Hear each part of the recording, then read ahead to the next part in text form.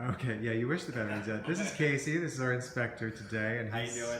He's going to go through the house and kind of tell us what he has found. So where are we going to start today? Well, we could start in the garage. Okay. Okay, so here you have a fire sprinkler riser for your fire sprinklers inside the house. Okay. Okay. And typically a test requires, to remove, open the water here, make sure that the pressure drops, close it, make sure that the pressure goes back up.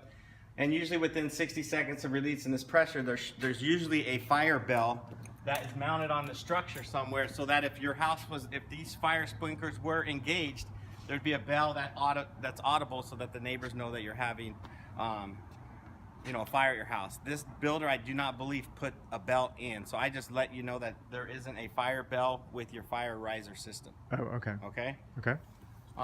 Here also the water heater. And I should say, so this all went through permits and was done, and if it's not on these, then at the time that these were okayed, Right. the city must have Yeah, thought that was because some all of them right. have them and some of them don't, but I don't think this year did. I think some of the newer models do. Okay. Like 2015. So just awareness, Yeah, not necessarily just so an issue. you know that, usually, and like I would recommend installing a bell, but there isn't Okay. one, so I'm just letting you know that there isn't Okay. one. Sounds good. Okay. Water heater. Technically should have black foam insulation wrapped around the exposed pipes right here before they disappear into the wall. Okay. Okay. So that's inexpensive. Very inexpensive. Also in the garage here, what I noted is the fire door Yep. does not self-close and latch. It does self-close, but it doesn't have enough tension on it to latch. Okay. There's a spring here, right here. It's only doing it because the door's open. Oh, okay. Oh, so when the garage door is closed, that's not closing all the way. Correct. So you would need to just crank the Yeah, there's thing a down. tension hinge right here that it can be adjusted, and you can add more tension to where it shuts quicker. Okay, so that would be a good thing to adjust, probably. Also, the GFCI circuit that's on the south wall in the garage right here, Yep. this one is wired to the outlet on the ceiling. Okay?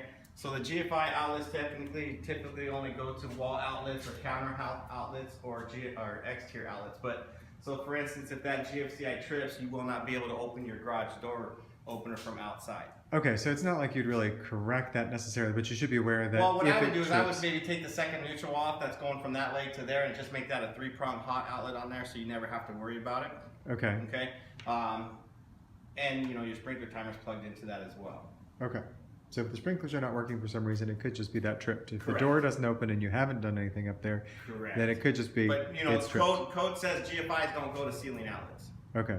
Okay, so that's what they're on the same circuit, but so that's why it's protected. And again, this probably was done when the place was made. Yeah, oh yeah, this was done by the builder. Okay, so this Absolutely. was from the Oversight. point it was. Okay. Yes. Because you have a GFI outlet on the east wall in the garage that protects all your exterior outlets. Okay. Okay, that's an additional GFCI outlet that not really needed because you already have them in the garage. So the fact that it's to the ceiling outlet, you want to just kind of get rid of that. Okay. Okay. Okay, we're gonna go outside here. This is your pool equipment here on the south end of the rear yard here in the property. Well, it's actually showing now. So the check system light is illuminated on this control pad, and it's also illuminated on the interior control remote. Okay. Okay, and if you keep going here, and I have a picture of it where it says it, but it'll be a display level here where it says very low salt check system. Oh, so it's the salt system Yeah, indicator. Yes, so that's what I have a picture of that as well. Okay. That indicates why that light is on. Okay. Okay. See, it says check system very low salt. Okay. Pool equipment otherwise. The only other thing I noted with the pool equipment is when you turn on the valves into the spa mode, the jets don't. There's no suction. There's no vacuum that makes the jets have a massaging effect. The valves turn and the water circulates inside the spa, but there's no suction. There's no massage effect. There's no vacuum. See, the vacuum would come from that white pole, that white pipe over there. You would hear like a suction At where the you hear it. corner? Yeah. Okay. Okay, and I didn't get any of that. So is that something that you have your pool person come and check out? So so both of these are one pool. of the valves. Okay. It could be one of the valves. They turn, but the valve inside the housing might not be turning. Okay. So Okay. pool evaluation, those two items. Definitely. It's a pool person thing. Yes. Definitely. But otherwise, it looks like great equipment. Yeah, no leaks, heater ignites, everything's good on that. Okay. Everything's bonded, grounded, GFI protects the lights, all Okay, that's good. good. Where are we off to next? Let's see here. Everything else in the house. Yes. Okay. All right. Also, on the west side of the house here, adjacent to the front door, you got this stucco-coated foam trim.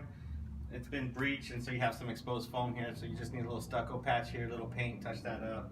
But that's what I noted there. Okay. I noted it inside the house, but since we're right here, these two windows Yeah. adjacent to the door, they do not have a tempered glass stamp on them, and they should be tempered glass.